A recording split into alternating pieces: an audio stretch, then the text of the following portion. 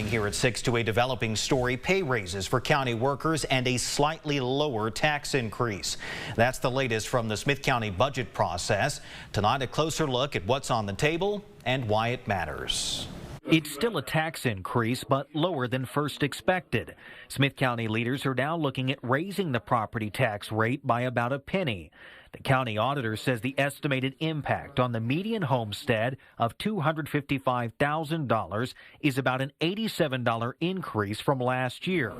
An increase, he says, is due not only to the increase in the rate, but an increase in homestead values. This was a way for us to take $5 million out of fund balance, pay down our debt service in the next year, and it dropped it. So we're right about a penny increase now, which is substantial compared to 2.8. The working budget calls for a $2,000 pay raise for all county workers, except most law enforcement officers, who will instead get a $4,000 raise, an effort to help with recruitment and retention.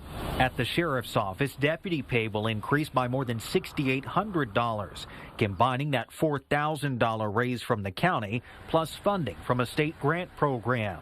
And while the sheriff and his command staff will not get the $4,000 raise, they will get the $2,000 everyone else is getting, in addition to more money from a state grant program and a stipend fund for housing federal inmates, giving chief deputies and captains a total raise of more than $10,000, while the sheriff would get a raise of $19,000. He says it's necessary to widen the salary gap and prevent compression. Now, when it comes to that additional state and federal funding, the sheriff decides how to use that money, not the commissioner's court.